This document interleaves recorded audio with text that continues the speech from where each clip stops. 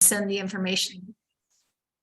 You can send the information about the elections task force if you'd like. So, okay. So my presentation is on, it's part 2 of Colorado's electoral structure and mechanics, especially in relation to voting methods.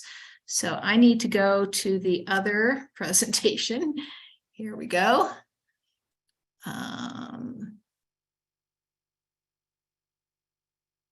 Okay, so this, we did part 1 last time, and I'm going to zoom through some of it. We should all make sure we're starting with the same background and knowledge. It just makes life easier. We're going to talk about 3 questions. We only got to 1 last time. A little review. This is the ballot that we use right now, a plurality ballot. Most people use it. I think almost everybody in Colorado and everybody in Wyoming. Celeste, I'm not seeing your presentation. I'm still seeing the task force slide. Ah, okay. Thank you. Let's do a new share.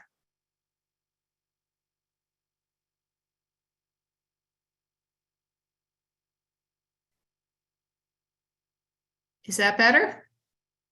Yep. Yes. Okay. And I'm going to change to the next slide and tell me if you can see it move. Okay, great. Okay, so I hope everybody's familiar with plurality voting. We are the League of Women Voters, after all. And it's not very expressive. You just vote for 1. If you're electing 1, you can vote for 3, up to 3 if you're electing 3. On the left, we just call it plain plurality. The multi-winner we call plurality block elections or plurality block contests. Okay. Approval voting, it has a very simple change. This is one of our 3 better voting methods we're going to talk about. For this one, you vote for all the candidates you support, regardless of how many candidates are being elected. So if you like 3 candidates, even if only 1 is getting elected, you can vote for all that you support. This can be implemented immediately because the machines are already set to accept multiple choices for multi-winner elections. The only thing you do is you say there's no such thing as an overvote. So fewer ballots will be spoiled in an approval voting election than in a plurality election. Okay, we're getting on to a little more complicated here. This is a star voting ballot. For this one, you've got the same candidates and you get to say something about every single candidate, not just thumbs up or thumbs down like you could with approval voting, but here you get to actually give every candidate a score. And you may be familiar with this with Amazon, where the higher the score, the more you like it, or any sort of like after you take your Uber ride, they want you to rate the driver, the experience, that sort of thing. And you can have a tie in this one, whereas you cannot in some other methods. Like in approval voting, everything is either tied, yes, you like it, or tied, no, you don't like it. But in this one, you can have a tie or you can differentiate. And the general directions for these is give your favorite a 5. If you have 2 favorites, you can give them both a 5, but give your favorite a 5, give your least favorite a 0, and then everybody else give them an in-between score. And you can, if you leave it blank, that's counted as a 0. So this is used, STAR stands for score, then automatic runoff. It's conducted in 2 rounds. The first round, you add up all the scores, and whichever 2 candidates have the highest total scores, they go to a runoff, and then you see which of those 2 candidates gets the most votes head to head. So in this case, if Alba and Bill were the 2 finalists, they had the 2 highest scores, this ballot would give 1 vote to Alba. If Bill and Doe were the 2 finalists, this ballot would have them tied, and it would not have a vote in the final round, in the final runoff. So there's some incentive to give everybody a different score. Any questions on this one? This one's a little more complicated, and I'm not going to go through all the slides we did last time, but I did want to just point this out so you can see it. All these slides are available in the Google Drive. And I can't see hardly anybody, so I'm going to move on then, not hearing anybody speak up. Okay, a lot of you who are interested in better voting methods are familiar with ranked voting. There are many kinds of ranked voting. In Colorado, Denver used what's called Buckland voting back a century ago. That's not the kind of ranked voting that's mostly talked about these days, the kind that's called RCV, but RCV is an umbrella term, so we tend to specify which one we're talking about. And in this one, you also get to be expressive. You can pick a first choice and a second choice and a third choice and a fourth choice and a fifth choice, but you should not rank the same candidate both at the same level. So you should not say Alba and Bill are both first choices. You have to differentiate among all the candidates. Does anybody have any questions on how this is marked? You'll need to unmute yourself if you have a question so that I can know that you have a question. Okay, let's talk about the tabulation for the single winner or RCV kind that is more specifically known as instant runoff. So in this method, all the tabulation machine sees is the first choice. So I've hidden the second through third, fourth, and fifth choices. So if Alba wins in the first round, or if anybody wins in the first round, nobody sees the second, third, fourth, and fifth choices unless they have access to the ballot information, but it's not reported anywhere as part of the election. And if any candidate gets more than half of the votes, they win, and then there are not any more rounds. So then it's just like plurality voting. Okay, suppose Alba got the fewest votes and nobody got more than half the votes. Then Alba would be eliminated. So Alba's crossed off on this ballot, and you go to your vote transfers. The actual ballot vote changes on this ballot. So the vote goes to Bill Boyd, and then you see if Bill or Cora or Doe or Everett have more than half the active votes. If this ballot had only had a first choice Alba, and then Alba had been eliminated and there were no second or lower choices, then this would be considered an exhausted ballot. So ideally you like a lot of the candidates and you rank them all, and then your vote will probably count in the final round. Does anybody have any questions on how instant runoff voting form of RCV works? I hope people are out there. I'm not hearing any noise, any comments. Okay. Celeste, Question? Celeste, Why the explanation says to eliminate the lowest vote getter? So wouldn't you transfer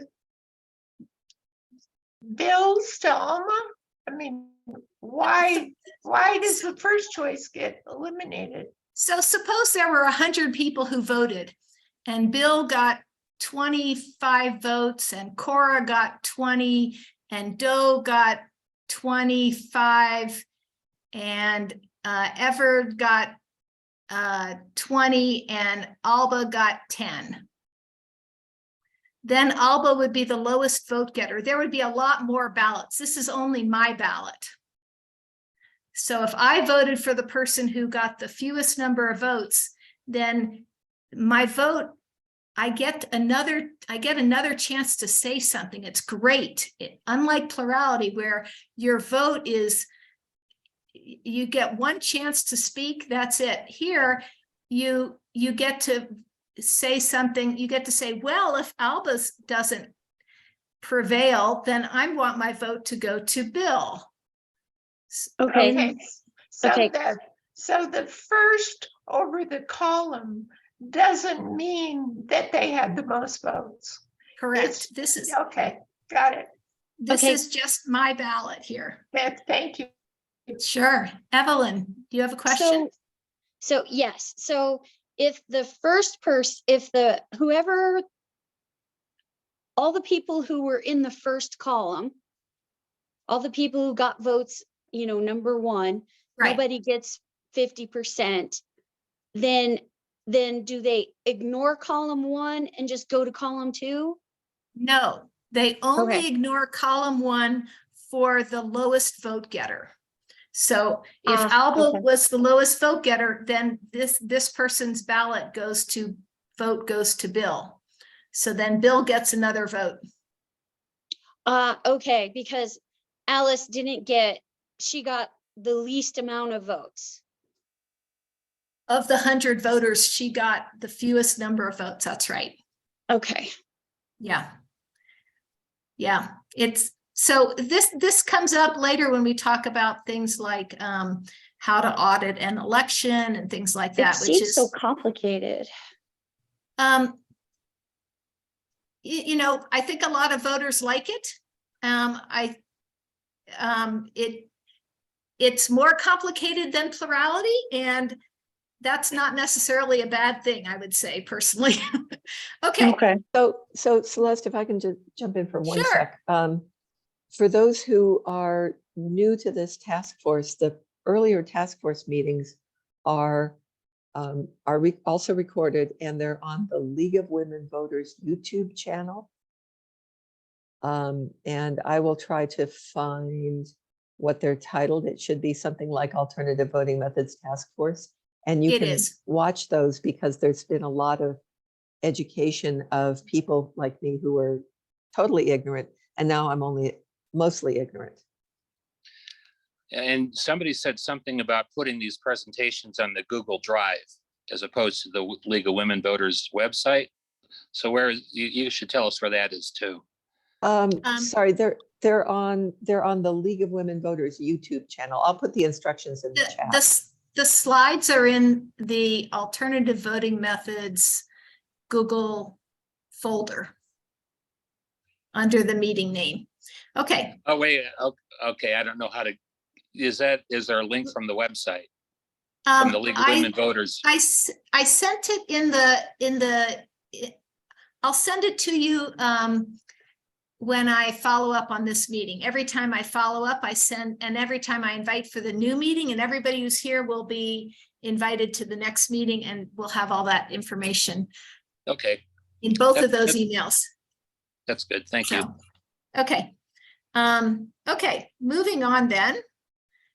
I wanted to show you a cumulative voting ballot because this is actually used in like 5 different states as a result of the Voting Rights Act. So in this case, sorry, you have to turn your head sideways. There's a Chilton County Commission at Large, and they are electing 7 people, and you can cast your 7 votes for just all for Bobby Agee, or you can give 1 vote to each of 7 candidates, or 4 votes to 1 candidate and 3 votes to another. This is also a very easy way to conduct an election and to audit an election.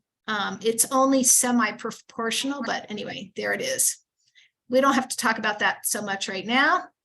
Okay, the first question we were going to talk about was that we talked about last time was what better voting methods have been adopted and used, and what can we learn from those experiences? So let's go to the answers that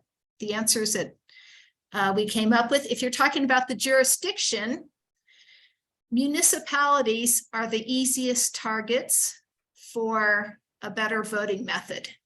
And in particular, IRV, or instant runoff ranked choice voting, has enabling legislation and has been the most visible. Right now, no county clerk has conducted an IRV election. So far, only towns have conducted IRV elections. And they will be doing it starting this year in Boulder, the city of Boulder, in the city of Broomfield. Fort Collins is due to do it. And so that's coming up. Approval voting is very simple to implement, as I said. That an interesting thing we mentioned last time is that instant runoff voting for state executive offices in general elections may be unconstitutional. Hey, Martine, could you turn off your, we're very happy to have you here, but thank you for muting yourself. Sorry Okay. about that. Thought I was No unmuted. worries. So the star voting folks have done an analysis of legal compliance of different voting methods, and they have concluded, and so has the Maine Supreme Court concluded, that IRV is not constitutional for Maine state executive offices. And perhaps because Colorado's constitution is like Maine's, perhaps IRV is not constitutional in Colorado either. Approval voting doesn't have the same constitutional problem, so it's probably okay, but we might need a statute to make that happen. And there are no known legal roadblocks to using a better voting method for federal offices. So that's something to keep in mind. So in order to set up for success, make sure you check for legal hurdles. Include Secretary of State whenever you can, because they're the ones who do the support for these elections. They obtain the software licenses, they set up the procedures so the county clerks do it all the same way and do it in a manner that everybody can trust. And they also help run the post-election audits. We learned from places like New York City and the Oakland school board race recently that you should run a lot of practice tabulation scenarios, because you want to avoid election surprises. For those of you who have not heard, the Oakland school board elected the wrong person in November because they did not count the write-in votes in the first round, and they eliminated another person who should have won if they had counted the write-in votes. There were like 250 write-in votes, and most of those went to the person that they eliminated in the first round incorrectly. They eliminated them. So we're learning from every election that happens, and this is good stuff to know. The cast vote records were the reason that the Oakland school board race problem was discovered. They had already certified the election, but when an independent organization got the cast vote records, that just means the ballot information, they were able to run the election and realize that the wrong person had won. Another thing that we know is that if you want to succeed in a campaign, having a lot of money and endorsers really helps. Okay. There's also the question of whether you should try to institute multiple reforms at once. And certainly you should consider multiple voting methods before the group that's doing this campaign pursues one for adoption, because you're going to get that question. Why didn't you look at voting method X? Why didn't you look at voting method Y? So you should have looked at it before the campaign so you could talk about it. Presenting just one voting method on the ballot is likely to result in success. In these times, everybody's looking for something to make our elections and democracy better. So if you just put one method on there, then it's all about yes for this better voting method or no for this better voting method. When you put two against each other, they might fight against each other. This happened in Seattle recently, and voters are going to get mixed messages, like, you know, and in fact, the Seattle question was two parts. The first one was, should we change from plurality?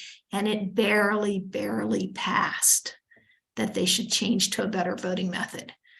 And the newspaper, some like one or two of the newspapers, at least I know, argued against changing from plurality. In Boulder, we changed from a mayor who was elected by city council members to a directly elected mayor using instant runoff voting. So that we are going to have a better voting method in Boulder, but it's not clear how much of that was the electorate wanting the better voting method versus how much of it was voters wanting to elect the mayor. Celeste, just a sec. Betsy McBride has a question, and she's on Yeah, mute. Betsy. The unconstitutionality, your slide said executive officers. Does that mean it's okay for the legislature?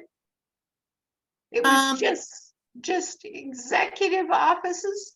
So I know that in Maine, which is considered the parallel for Colorado, for the general elections, you are not allowed to use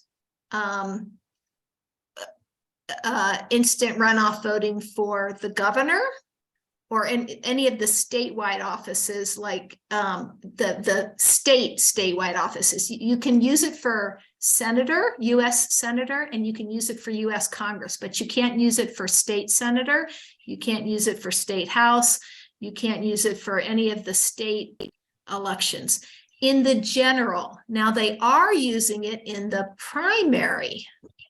So that's an interesting twist. And today we're going to talk a little bit about which elections are the best target for this. And, you know, this is, I think we won't have a clear answer to this unless we have a Supreme Court ruling. And you're in Idaho, you'd have to get the Idaho Supreme Court. You'd have to check the Idaho Constitution. Matthew would have to check the Wyoming Constitution for that question. So, okay. Okay, And Celeste, Neil has a question. Okay, Neil. Yeah, thanks. It's so important to go into these details. I know it can almost be mind numbing, but this stuff is actually more complicated than than mathematicians wish in some sense. So I think your point about multiple election options is good. And I just wanted to note another experience in British Columbia where there was a wonderful opportunity to adopt proportional representation. But again, they put multiple options on the ballot and people freaked out, I guess. I'd love to remember more about why that happened, but I think I agree with that point. And this also happened in Lowell, Massachusetts a year or two ago, and right. Jen knows a lot about that. So yeah, so it's nice to all be on the same page, but to also have thought about all the different voting methods before one is settled on. And I personally think we should go out into the community and talk to people about the different voting methods and get buy-in from the community before we dictate which one we think is the best. Thanks, Neil. Okay, so now we're getting to the new part of the presentation. I know a lot of you weren't here last time, so there was a little review just now. Question number 2 that I suggested that our task force consider. Which elections should we target? And we talked a little bit about whether it should be municipal, county, state, federal. But now we're going to talk about, should it be primary or general or both elections? And then also the fact that nonpartisan elections can be coordinated. Coordinated means that the county clerk runs the election. Usually it's for a city. It could be for a special district. There are single winner elections. There are multi-winner, single winner contests and multi-winner contests. So a single winner contest would be something like a mayor or governor. Multi-winner could be your city council elections. You know, you could elect the legislature in a multi-winner contest or your county commission in a multi-winner contest. We don't necessarily do that, but it is a possibility. And that's what the last bullet point is about. Should we work to change elections of multi-member bodies from single winner contest to multi-winner, particularly multi-winner proportional contests, where if your party or your faction or whatever is a sizable group in, say, the county, you should probably have one of your faction elected to the county commission. But right now, county commissions tend to be all one party because they're all elected in single winner contests. But we would have we would imagine Boulder would have a Republican on its, if it had 5 members for sure for its county commission, it could have a Republican on its county commission.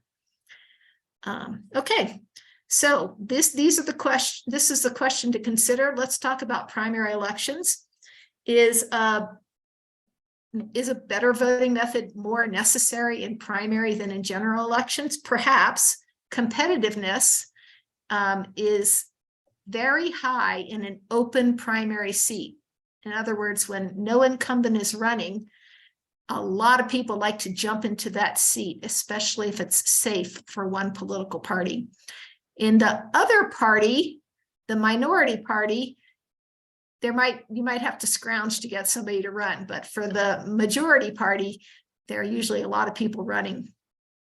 One thing to consider is, should you change to a top 4, top 5, whatever, a blanket primary,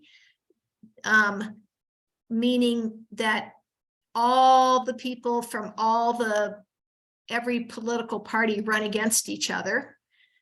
This is what they're doing in Alaska right now. They just started that in Alaska. This is what they've been doing in Louisiana forever, except it's not a primary, it's a general election, and they only have a runoff if nobody gets, of the top 2, if nobody gets a majority.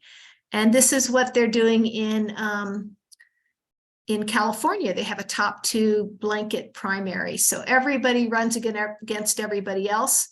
And California tends to be blue in a lot of the districts. And so the top 2 candidates might both be Democrats, but then they'll run against each other. And even if one of the candidates gets 95% of the vote and the other candidate gets 5% of the vote, they still go on to the general election. The general election is the one that counts, sort of. So in primary elections, if you have a better voting method, you can reduce the spoiler effect. That means that incumbents and political parties who like to be in charge might not be that unhappy with the challenger because they figure the challenger won't really take away votes from the incumbent, because people can vote for or rank more than one candidate. Everybody here, I hope, knows what the spoiler effect is. It's when one candidate takes away votes from one or more candidates and leads to maybe the least popular candidate winning or a questionable candidate winning. If I can comment, this is Mary. I think that happened in Loveland in the last municipal election, where my least favorite candidate was elected because my top 2 people split the vote. It happens a lot. Yep. Thank you, Mary. Yes. Another thing is in Colorado, unaffiliated voters. can vote in either major party's primary, so that's something that we should consider here in Colorado. This is called a semi-open primary because not everybody can vote in any primary, but the unaffiliateds can vote in any of the primaries. We as the league, we usually stay out of party primaries, but I just want to point out that the St. Louis League and the Seattle League supported approval voting and bottoms up RCV respectively for primaries. And then for the general election, there are 2 candidates that have come out of the primaries, and so you don't have any special voting method. If you only have 2 candidates, you just use plurality. It turns out to be a majority method, as long as you don't count the people who leave the contest blank. I know Neil wants me to say that. Okay, any questions on primary elections? We have a lot more to talk about. Okay. So let's talk about more complicated things. Okay, so right now ballot access to the primary election is written into Colorado statute. I think it's only in statute, I'm not sure. And if you change to a blanket primary where all the candidates run regardless of party, it would certainly disrupt the traditional way that we do it. In Alaska, ballot access for the special congressional election was very easy, evidently, because they had more than 50 candidates running. And I don't think voters actually want 50 candidates. I know when, I think it was Arnold Schwarzenegger ran, there were a lot of candidates running against him in the, was it a recall election? Anyway, some election. And his name, what do you call it? His name recognition helped a lot there. Right now, at most 3 candidates can emerge from the political party assembly because you have to get at least 30% of the vote in the political party assembly where they use plurality. And if you take 30% plus 30% plus 30%, you get 90%. So you can get at most 3 candidates. If we want to do something which we've talked about and create multi-member legislative districts, then the party will want to be able to designate more candidates for the primary ballot. There is legislation that has been introduced in the last few Congresses called the U.S. Fair Representation Act. It's to elect members of Congress, and it would create multi-member districts. So we might end up voting for 5 members of Congress or 3 members of Congress. They like to have it be an odd number so that you have some, you don't just get half of one party and half of another party. But if you have 5, you might even get a minor party elected. So, but in that bill, the way they work it is they say if you have 5 people, 5 seats to fill, each party can nominate 5 candidates. So you'd have 5 Democrats running, 5 Republicans running, you could have 5 Libertarians running, 5 Green Party candidates running, et cetera, et cetera. So the ballots will get longer, and that's what happens when you have multi-winner elections. Which is voters will grumble about that, but they will have a choice. And sometimes when you have single member districts, single winner contests, only one person runs. There's not even anybody else running. So that's not a good way to run our country, I would say. We could also eliminate primary elections altogether and just use a better voting method in the general election. So this is basically what happens in Louisiana. They don't have a primary election. They do have a runoff if nobody gets a majority. Any questions on this slide? We can always go back to slides also. Okay. What about the presidential primary? Okay, this happens once every 4 years. It's not always competitive, especially when the incumbent runs. Sometimes it's not competitive if your state is one of the last ones to vote. And the presidential primary determines how many delegates for each candidate go on to the national party conventions. Democrats have usually allocated their delegates proportionate to each candidate's support. Republicans tend to use more winner-take-all contests, and in 2020, they even canceled their presidential primary because Trump was running for re-election.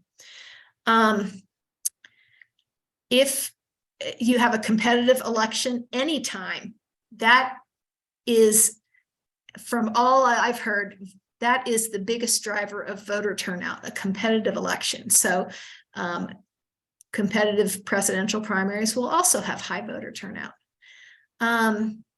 And then I mentioned that if you're late in the voting process, because there's no one election day, there might be a Super Tuesday, but not every state votes on the same day. What happened in Colorado is that 2 candidates dropped out the weekend before the election, and anybody who voted for those 2 candidates didn't get their vote counted. So a voting method that allows you to weigh in on more than one candidate would be a backstop to throwing away your vote. You'd get to say, if that candidate's eliminated, your vote, your scores or your votes would go to the candidates that you also voted on, or your ranking would go to the next person on the list who's still in the race. Better voting methods are great, I think. Okay, let's talk about general elections. They get more attention in voter turnout because they're the final say in the election, and they're usually all held on the same day. There's lots of money poured into these. As you know, if you have a non-gerrymandered district, then you're more likely to have a competitive general election. We certainly had a couple of those in Colorado in Congress. You can still have a spoiler, a third-party candidate, or can take away votes from either of the major parties. Usually it's a third-party candidate. Jesse Ventura won in Minnesota, and he was, you would call him a third-party candidate, but he was able to win. So sometimes the spoilers are not spoilers, they're winners. And then we've already talked about instant runoff voting for state general elections. Any questions on general elections? Anything I forgot to say? Okay, single winner contests. Right now, everybody votes in single winner contests. Not everybody votes in a multi-winner contest, like for a city council where you can vote for up to 3 or vote for up to 5, however many. Single winner, as we have learned, is much easier to explain to voters and much easier to administer than multi-winner. There are definite advantages to multi-winner contests, which is why we keep talking about them, but we may want to focus on single winner contests first, just because they're easier. The unfortunate thing about focusing on single winner contests is that single winner is not always a path to multi-winner proportional representation. So we have to make some choices here. With a single winner district, you tend to have smaller geographic and population in your district than in a multi-winner district. But like I said before, you are more likely to not have any competition in a single winner district versus a multi-winner district. And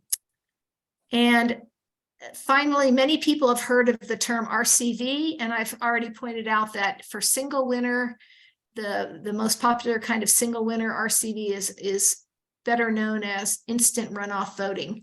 And RCV is not very well understood by a lot of people. Some people think it just means anything that's not plurality. And so, any questions on this slide? Okay, let's look at multi-winner contests. So some cities and towns in Colorado hold only multi-winner contests, like the city of Lafayette. Boulder held only multi-winner contests until this year, when we're going to start directly electing our mayor in a single winner contest. Some cities only hold single winner contests, like Broomfield. Every single one of their contests, even though they have a 2-member, every ward has 2 representatives, they elect them in staggered contests. Just like we have 2 US senators, but they're still elected in a single winner contest. They never run against each other for 2 seats. And just a little side note, it used to be that for Congress, they had a multi-winner contest for US Congress. In Montana, there was the first woman elected to the US Congress was Jeanette Rankin, and she came in second in a 2-winner contest, and she took the oath of office and got to serve in Congress. So they've gotten rid of that. Now they have single member districts. They don't have 2-member districts or multi-member districts anymore. But the US Fair Representation Act is talking about changing that. Some places like Denver, Aurora, and Colorado Springs hold both single and multi-winner contests. So that's something to keep in mind. Some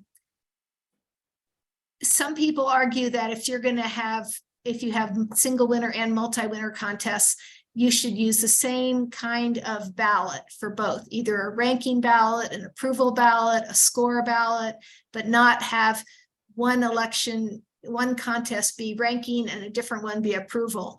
Other people say we already have plurality block and plurality single winner, and people can handle it. So that's something else to think about. I just want to point out that, unfortunately, Utah cities and towns use a non-democratic form of ranked voting called preferential block voting. It has a bunch of different names. Preferential block voting is what it's called in Wikipedia.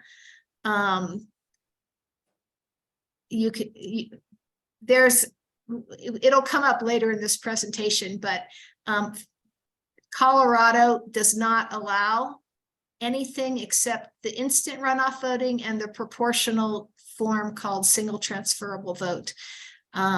Unfortunately, the League of Women Voters supported the change to these 2 forms of RCV in Utah, and I'm not sure they totally understood preferential block voting when they lent their support to the Utah version. I just want to jump in for a sec. This is Neil. So I think you said that Colorado doesn't allow anything other than those 2 forms of ranked choice, but I think a home rule You're correct. can kind of do anything they want. And, you know, as I think you'll see evidence from what Jen and others are talking about, there's good reasons to use a different form if you're going to use ranked choice ballots, a different tabulation than the instant runoff, just because it doesn't actually eliminate the spoiler effect. So it's those aren't our only choices, especially in the places that can really lead Colorado forward. Yeah, and we're probably going to focus mostly on single winner, just because as the next bullet point says, the tabulation algorithms for multi-winner proportional representation methods are harder to explain and to administer. So we need to get everybody up to speed probably on just how the single winner versions work first. But it's interesting because you can have a single winner seat with a multi-winner primary. That's what they have in Alaska and St. Louis, and they're going to have in Seattle. So, but they use plurality in Alaska, St. Louis. No, they use plurality in Alaska.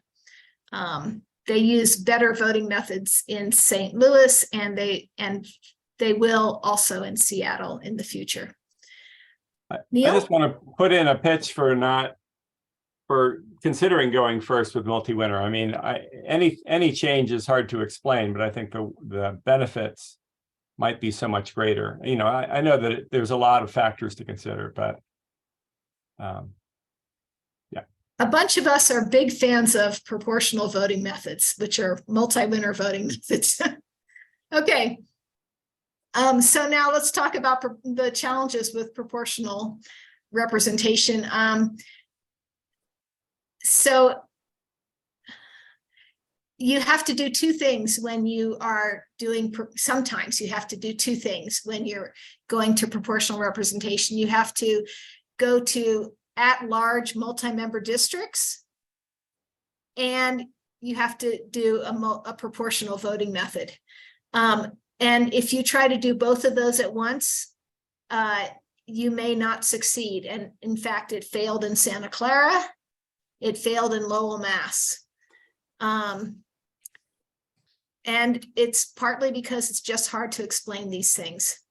I already mentioned that Colorado counties tend to be dominated by one party, and right now the county commissioners tend to all belong to the same party. I'm not sure that any of the counties, especially the smaller counties, would be likely to adopt proportional representation in a majority vote because they might like having their party be dominant. But I think it's better for government if there is a voice, there's a seat at the table for the minority party. And we tend to listen to minorities, not necessarily give them total control, but we do respect minorities. There's a saying that Casey Becker, former Speaker of the House, would say about majority and minority, and if I think of it, I'll tell you what it was, but it had to do with the majority gets their way, but the minority gets their say. Maybe that's what it was. Do we know if there are counties with mixed representation? I don't. Interesting question. Thank you. Okay. So in terms of laws, lawsuits, and proportional representation, one of the ways that proportional representation gets adopted is through a lawsuit brought under the Voting Rights Act. The Voting Rights Act says that you should have fair representation of racial minority groups, and block plurality, which is the MultiWinner plurality method, does not allow for that. It might end up that way, but it's not automatic. And one solution is to adopt cumulative voting, and I showed you one of those methods. You had to turn your head sideways to see it. That's a semi-proportional voting method. It's called semi-proportional because you can actually, one person who wins might get a lot of extra votes, and it would be nice if those extra votes could go to somebody else from the same faction, so that the faction gets proportional representation. But because there's no way to deal with extra votes, it's only considered semi-proportional. East Point, Michigan also adopted proportional RCV, also called single transferable vote, or STV, for a pilot for 2 election cycles. And turnout was low, unfortunately. Turnout is often low for municipal elections, and that experiment is now over, and East Point is back to using plurality, I heard. Although I heard somebody from Fair Vote say that East Point, not mention that it's back to using plurality, but I believe that's the case. Okay, so let's talk about the California Voting Rights Act. California is a very populous state, and a lot of cities have this block plurality voting method, and their solution usually has been moving to single winner districts. So not every city has done this, and I worry a little bit that this isn't the easy thing to do, because single winner is easier to explain, but Jen will give you a great talk sometime, or you can go online and hear one of her talks about how single winner districts are not the answer. She actually gave a talk to this group 1 or 2 sessions ago. So Albany, California adopted single transferable vote, the proportional RCV. And it's so interesting how the campaign worked. They took advantage of the fact that their neighboring cities used the single winner instant runoff voting form. They said, RCV, RCV, adopt RCV. And we were told by a league member that the campaign never showed an STV tabulation, which I find amazing. They just had their first STV election, and it went well by all accounts. And then also Palm Desert, California just used single transferable vote in a 2-winner council contest. And when you only have 2 winners, that's not very fine-grained in terms of proportionality. If anybody has just over 1/3 of the support from the electorate, they will get one of the seats. So you tend to end up with, if you have 2 main factions, 1 from each. So you tend to want to have more than 2 people running. There was unfortunately an advisory vote in the same 2022 election, which resulted in 53% of the electorate saying they wanted to change to single member districts, which would do away with the proportional single transferable vote. It may be that City Council will yet decide to keep STV to satisfy the California Voting Rights Act, but this is something we'll keep an eye on. Any questions on the Voting Rights Act or lawsuits? Okay, here's something that happened in Portland, Maine. They have been using the regular instant runoff voting form of RCV since 2011 to elect their mayor. In March of 2020, they voted to elect all their city officers, quote, in accordance with the same ranked choice voting and election procedures currently in place for mayor. The problem was they have some multi-winner elections, and so they should use a different form of RCV. So what they did was they used the Utah type of voting in 2021 for 4 seats, and they did not get proportional representation. And as a result of that mess, in 2022, and the league worked a lot on this, in 2022, Portland, there was a campaign and to change from the bad preferential block voting to the better single transferable vote. And they voted 64% to make that good change. There was also a measure similar to Palm Desert to change the 2-winner school board contest to 2 single winner contests. Fortunately, unlike Palm Desert, that did not pass. So, so we're at the end of the question number 2 here, and I think I'm not going to go on to question number 3, which isn't very long, but we don't have much time, and I don't want to keep people over. But let's talk about like what we've learned here. If there's something I've forgotten, please speak up. I think our state league should research Colorado laws to see what voting methods are legal for state and county elections. As the law now states, county clerks must coordinate a municipality's instant runoff ranked choice voting election if asked. They would likely coordinate an approval voting municipal election because it's so easy to do that. They might not because they're not required to.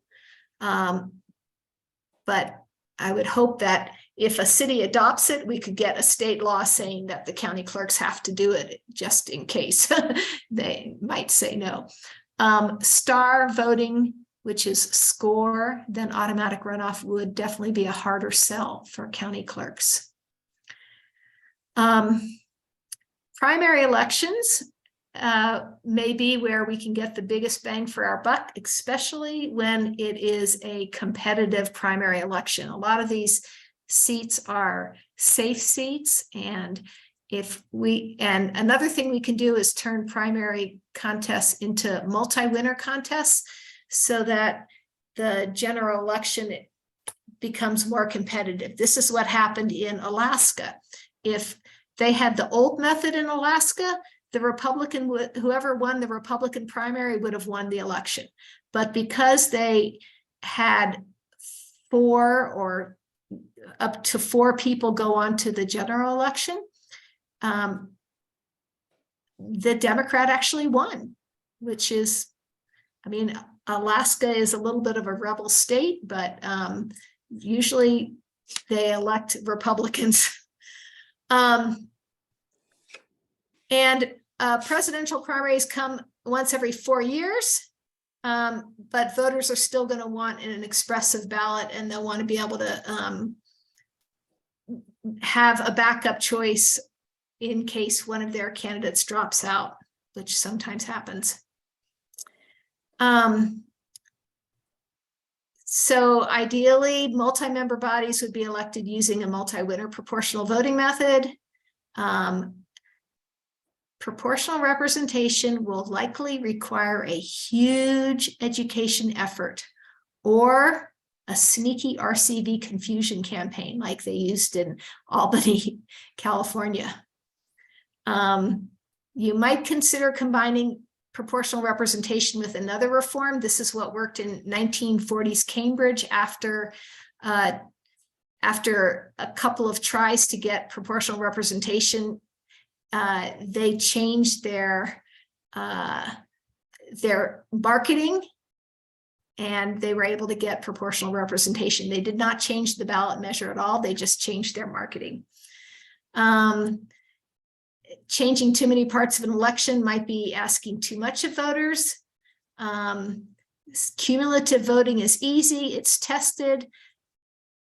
We could consider going for that. I met a woman at the National Convention in Denver whose husband was instrumental in getting cumulative voting in Texas, and she thinks it's great.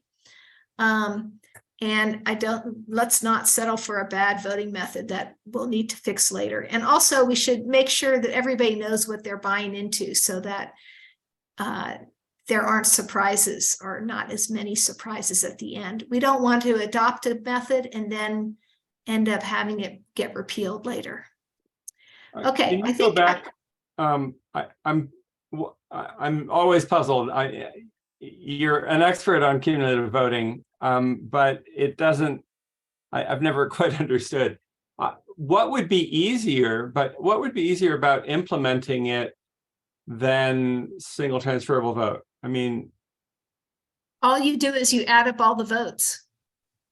People aren't going to do the adding, and the software that we have, isn't approved for it, but is, it supports the algorithms. So wouldn't we be we'd get a better result, and we'd, why give up on actually wanting proportional results? I'm just saying, as we talk to voters about what they want, if they feel like, oh, this is too complicated how the tabulation is, I like cumulative voting, that I'm just throwing it out there as something to consider. Okay. I agree that it's not the best thing, but it might end up being the easiest, the best, if you consider all the different parameters, including voters understanding how the tallying works. Yeah, I just don't think it's easier to implement, but okay. Celeste, you've got a couple hands. Are you done with slides? Do you want to stop sharing so people can see your? Sure. You can see people's, and then can I open the chat back up? Sure. Okay. Brenda. Yeah, I've got questions on if we go for the primaries. And forgive me for maybe not understanding, but don't the parties kind of control the primary elections? And wouldn't there be huge resistance from the parties themselves if we, whoever we are, try to force and change how they select their candidates? Does that make sense what I'm asking? Yes, so there, that has actually happened. There was a bill that passed that said, we're going to go from caucuses to primaries, and amendments Y and Z. No, that was independent. That was redistricting commissions. There was a change where they said anybody who's unaffiliated can vote in the Republican primary or the Democratic primary, and the parties can say, no, we don't want that to happen, but they have to decide it like 6 months ahead of time. And it looks bad if they don't let unaffiliated voters vote, since they're more than a third of the electorate. Right. So yes, I mean, I guess it's right. more, it's not so much allowing the unaffiliated, it's the how they tabulate, because they can structure it now. I mean, even with the unaffiliated voting, they can, I mean, the unaffiliated, the primary vote is restricted to who gets on the primary ballot, but they still have a lot of control over who gets on the primary ballot by their caucuses or whatever, that they have to get a third of the vote. So if we were trying to change it, would we be changing it earlier than the actual primary ballot, or would we be focused on the primary ballot? Again, am I making any sense? So right now there's SB 101 that Chris is interested in. Senate Bill 101, which is going to be heard in committee on Thursday, is all about how you get on the ballot. And they want to do away with assemblies and force everybody to petition onto the ballot, which the state league's lobbyist team has come out in opposition to that. And one of the simple things is that you're going to be bombarded with people asking for your signature. If there are 40 candidates on the ballot, you're going to get, and you're out in public, you're going to get at least 40 people asking for your signature. Well, maybe not that many, but a lot. And we already have a lot of people saying decline to sign. So yeah, it's working with the parties. They have lobbyists, and it's definitely something you want to consider, I think. Absolutely. I should have put that on there as one of the considerations. I'm writing it down right now. Thank you. Matthew, you wanted to say something?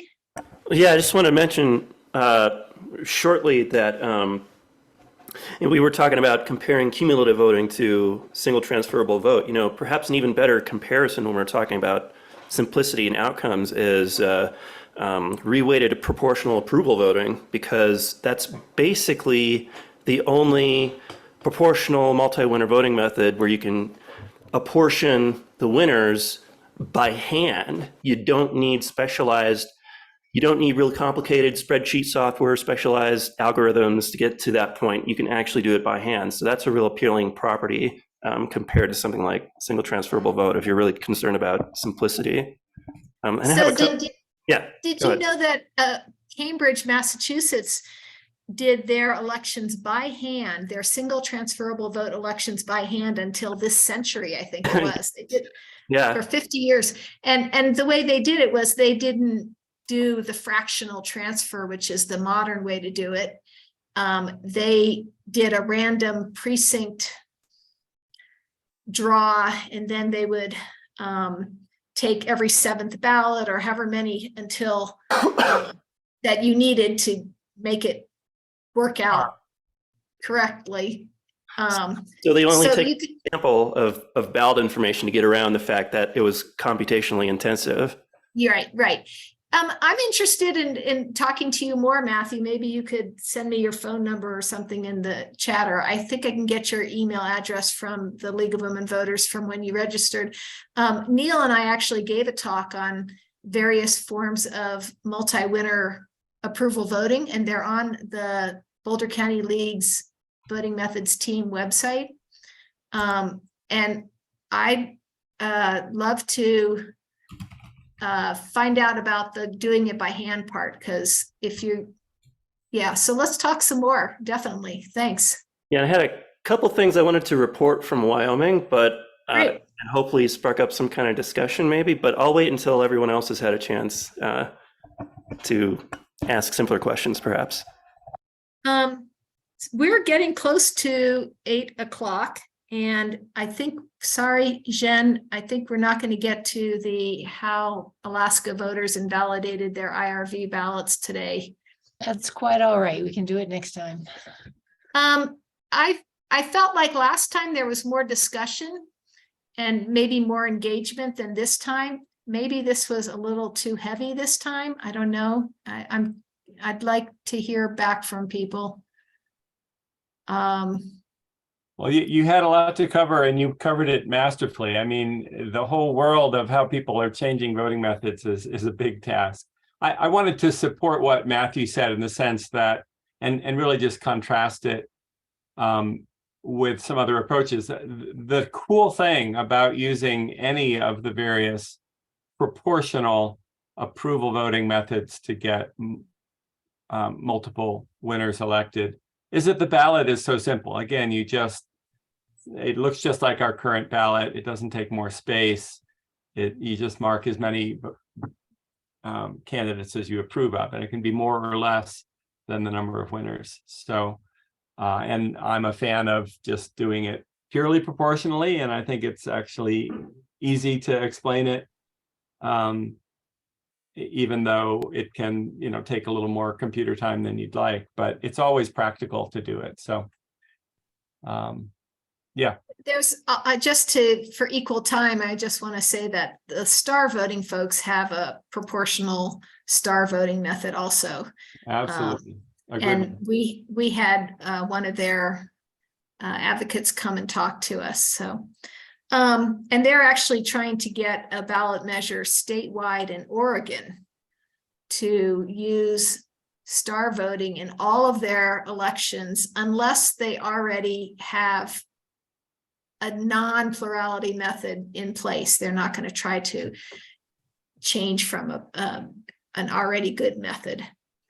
Since it's 8 o'clock almost, I'm going to ask about meetings for next month.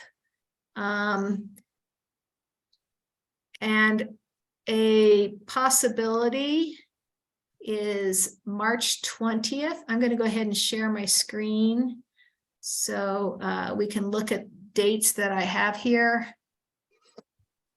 Can you see my screen? I hope so. I'm Monday, March 20th. That might be spring break for some, so I don't know if that would be a good day. I can't do March 13th, but I could do the 15th, the 16th, the 22nd. Some days there are other meetings happening, that state league meetings, so we don't want to. The middle week is particularly bad for me. There's a big election integrity conference. So the one that includes the 15th or 16th, that whole week is probably. I like keeping a standard Monday night time so that it's more predictable for people. Okay. That's why I suggested the 20th, but I know that March also has spring break. Well, I don't know, but I mean, I'm sure everybody's is different, but CU spring break is the week after that. Okay. I vote for the 20th, keeping it as a routine. And we record all of these, so we can stop the recording now because the recording right now is not very interesting, Maud. I'm happy to stick around, Matthew. Happy to chat. Always happy to chat.